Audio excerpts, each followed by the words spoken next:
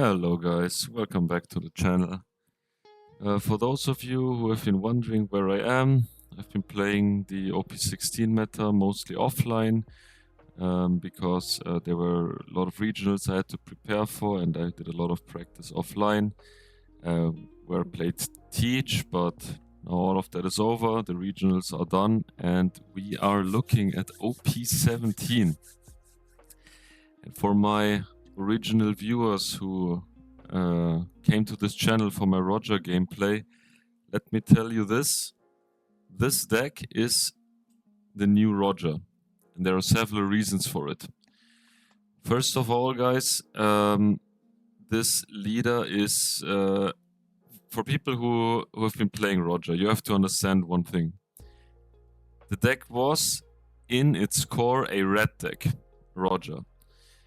The only difference was it was a red deck that ramped. But if you look carefully at like the cards we played, we only played ramp on the turns before having 10 Don. When we had 10 Don, we mostly played red cards like Zoro, Shanks, and the 10 cost Roger, this one. Because in its core it was a red deck. So Ace is not purple deck, but what did we achieve in Roger by going to 10 Don? We were at 7k leader. So guess what? Ace can do this turn 2 with this Luffy card. So if you like the Roger playstyle, I highly encourage you to try this deck. It is very similar, and for the copers who played this Newgate in Roger, now you have a deck where it's actually extremely good in. And I wanted to do a quick introduction to the deck and why it will very, very likely be my pick for the Flame Fruit event in September, which is a little less than 3 weeks from now. I expect a lot of Mihawk players there. Because it is currently a very good deck, and it will be a very good deck in OP17. And Ace has a pretty decent matchup into it. I wouldn't say it's free, but it's a very good matchup. And also, Ace has a reasonable matchup into Zabek. It's not favored, it's actually unfavored, but it's winnable. And in the coming days, I will upload a lot of gameplay for this leader. I would like to get feedback from you guys, what decks you are playing, because this is actually something I very much want to do. Because I myself am a big fan of tier lists, but I want to get more information before I commit to a tier list.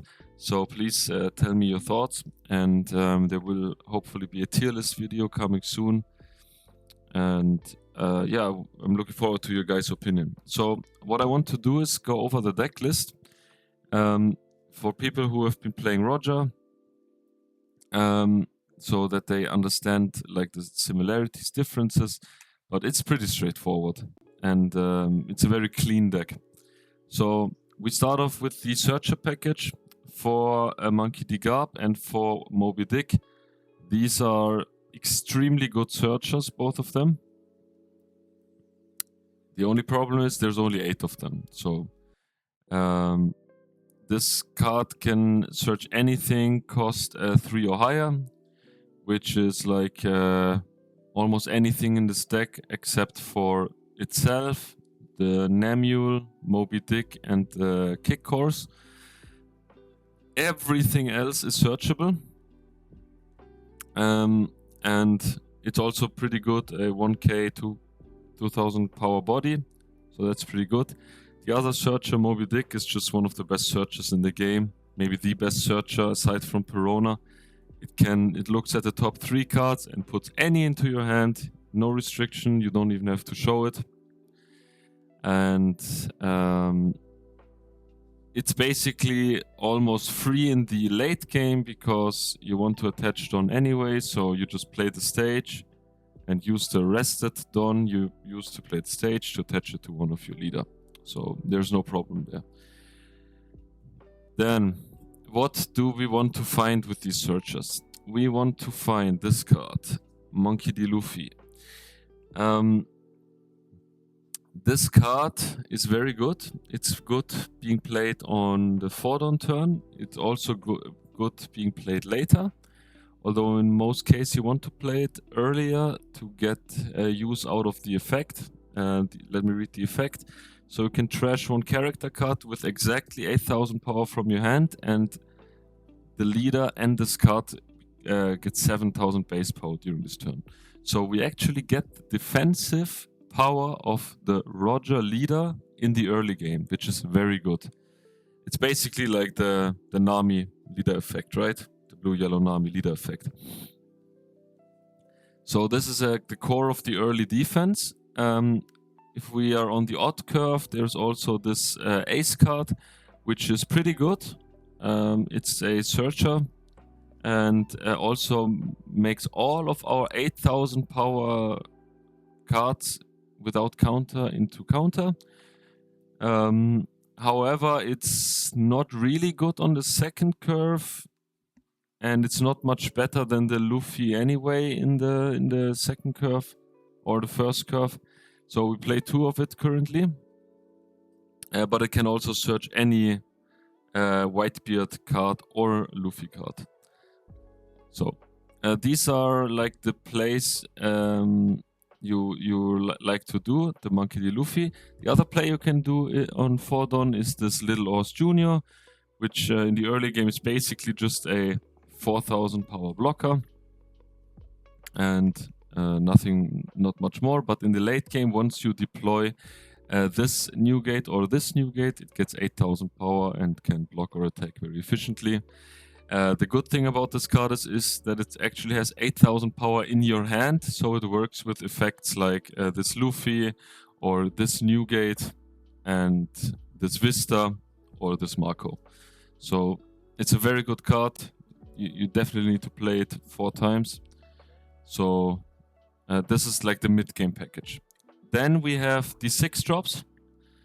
I would say the 6 drop turn, funnily enough, is the weakest turn of this deck, because both of these cards are not amazing, let's say. They're good, but they're not amazing.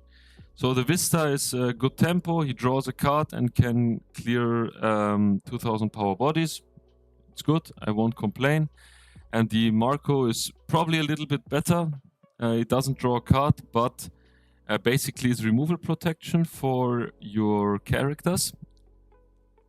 So it's also any removal, so also bottom deck or return to hand. So if you can basically redirect the KO effects to the Marco and then trash a card to revive him. Pretty good, but I would say it's the weakest turn, because like the good turn is the Luffy play and then the Marco play, but the strongest play of this deck, in my opinion, is the 8-Dawn turn, which is basically the turn you play this card, this Edward Newgate. Extremely good card in this deck, absurdly good. So what does this do? First of all, it gives your leader 2,000 power and double attack. Don't overrate the double attack, guys, but it's very good. But the 2,000 power is very good because of also the second effect. If you reveal 2 characters with 8,000 power, you can give a character minus 6,000 power during this turn, which is very good to clear the card with your the enemy characters with your lower bodies, like for example this Garb or this Luffy or Ace.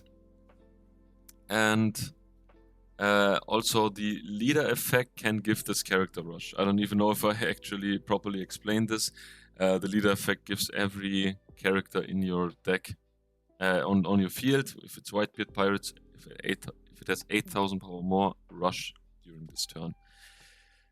Which is very good and reminds me a lot of Roger, because all of Roger's cards do rush, so that's pretty good. Yeah, so this Newgate also very good. People are saying, oh well, this is so good, this stacks with itself. Yes, it does. It's not bad. Ideally, you don't want to play 2 in a row because you need some defense, guys. How do you get defense? Look at this guy. The new Edward Newgate from OP17. The card, because this is the card which made the deck very viable now. So it's 10 Dawn for 12k. On play, your base power becomes 8,000 until the end of your opponent's next turn. So actually bigger than Roger, very good. Also, if your opponent has a character with 10,000 power on your board, this gets -4 cost, which is then a 6 Dawn, 12k. Super good. And also, I don't think I need to explain too much about this card. It gets Rush in this deck, which is absurd. But also, don't be too afraid to drop this on 10 Dawn if you only have... If the opponent does not have 10,000 power on your board, just play it for 10. It's also reasonable.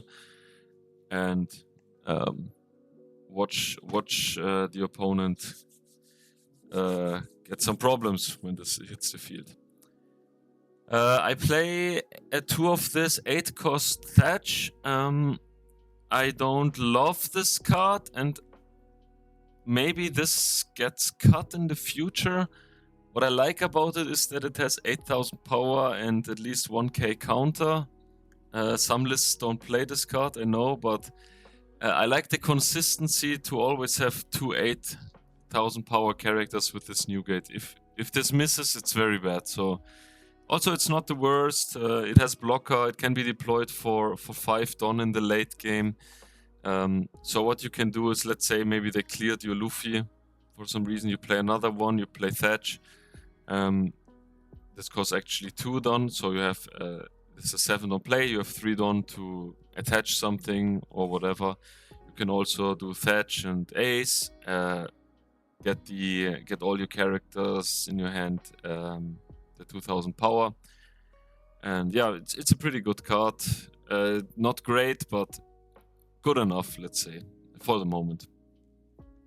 So then finally, for the high end, I also play currently 1 gold Roger, 10 cost. This is debatable. I like it in some matchups, for example in the Kaido matchup, because he deploys a lot of blockers very quickly. Against rocks, it could be reasonable, and against some decks that play blockers, it's not bad to have 1 copy. It's kind of redundant that it has Rush, I understand, but there's currently no other way to get completely through blockers, and I'm currently testing one. If you don't have it, if you don't like it, you can cut this. So basically these 3 cards are debatable right now, and can be something else as well. For the 2k package, very simple. We play Curiel and Kingdu, just excellent cards. 2k counter with 8,000 power, everything this deck needs. If there would be another card with the stat line, I would play another card, so it would play 12 cards, and it's just the best. Namule is pretty good because he can clear small blockers or small characters. There's also a 2,000 power counter, pretty good. Not much to say about it. This can be also another 2k, maybe for tech options. There's one coming in OP17, I don't remember the name now. Let me actually search for it right now. It's, where is it? This one, right? Rakuyo. So it does basically the same thing, only costs 2 more, and KO 2, base power 2000, but this also needs to reveal a character. It's just preference and whatever you prefer. Yeah, so this is no problem at all. Also, you can maybe play this Thatch card just to get the top card of your life into your hand if you need. Maybe if you deployed a Roger earlier, but I think in this deck this doesn't really come up that often, so don't worry about it.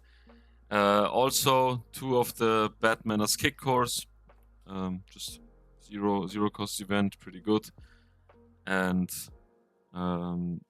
this could also be the new event from the Newgate set. Let me actually look it up. Isn't it the Gurarara? No, it's the other one, right? Let me check. It's this one. If you're coming with me, kiss your lives goodbye. Also, just dredge one card from your hand, plus 3000 power.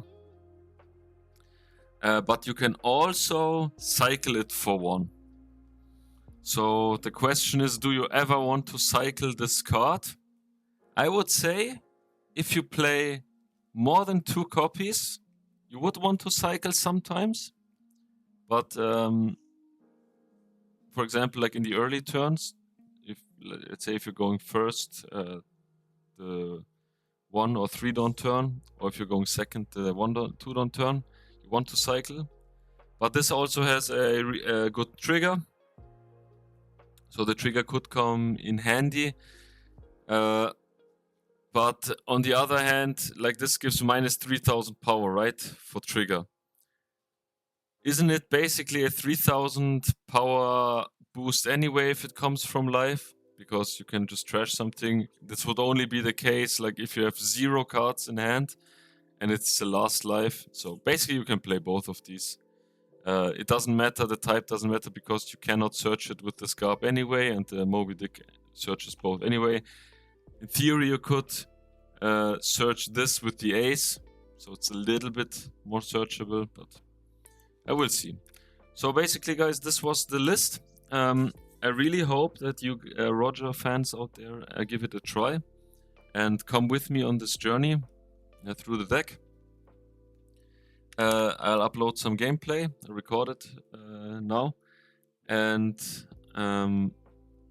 yeah, I hope you enjoyed this deck tech. Please let me know in the comments if you like this deck as well and what your thoughts and plans are for OP17 and the Flame Fruit event. Otherwise, I hope to see you guys in the next videos and have a good one. Bye.